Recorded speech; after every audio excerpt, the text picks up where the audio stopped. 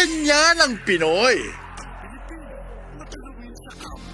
Isang paalala mula sa MX3, naniniwalang mabuti ang Pinoy. MX3, tested and proven with alpha, beta, at gamma mangosteen. Mahibalo na ko sa mga katsauhan, aron inyong mahibawaan ang original Koy Herbal Capsule. Epektibo gayod ang mga sagol. Dunay ginseng, ginseng o garlic. Mahilti ka, automatic. Doon na bagoy ang palaya o malunggay. Imo pamati, murag hayahay. Busa ikaw, ayaw paglangan. Gasa kini sa kahitasan ang original Koy Herbal Capsule. Makaingon ka og sana all.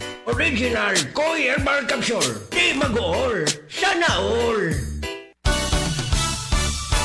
Ang balita dapat makatotohanan at patas at tungkulin naming maging mapanuri. Ako si Jigo Manicad, broadcast journalist at news anchor. Sa dami ng fake news ngayon, kailangan ng masusing pananaliksik. Ganon din pagdating sa food supplement ko. Dito ako sa tunay, natural at original.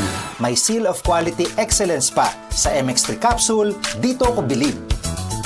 Mahalagang paalala, ang MX3 capsule ay hindi gamot at hindi dapat gamiting panggamot sa anumang uri ng sakit. MX3 capsule helps avoid pain discomfort. Iwas-iwas sa sakit. Higala, nakakape na ka? Kay mo na baka nga nibalik na ug available na sa mga butika ang imong paborito nga pinakauna nga kape nga na ay vitamin D3, reishi mushroom ug ganing mangosteen fruit extract. Kini ang Vita D Plus Coffee Mix, ang kape nga para sa ikamayong lawas nimo. Vita D Plus Coffee Mix, may kape na ka? Na ay vitamin D3 pa ka. This newscast is brought to you by Pag May Acid, Suprasid, United Home Suprasid. Sa adlaw-adlaw nato nga pag-inom og DTX 500, makatabang kini sa pagtunaw sa LDL o bad cholesterol nga mao ang hinundan og responsable sa pagbara sa atong mga ugat. Kayan ang pagtaas sa bad cholesterol. Batasanon nato ang pag-inom og DTX 500. Highly recommended sa mga eksperto. DTX 500. Mabalin sa mga butika. DTX 500. Ako si Annabel. As kayo ako cholesterol level nasa 200 plus. Akong gisulayan inom og DTX 500. Halos tanan akong silingan ga DTX 500. Nag-inom ko 3 capsules a day. Sa usa ka bulan pagpa-check up na ako, nag 100 na lang. DTX 500. Mabalin sa mga butika.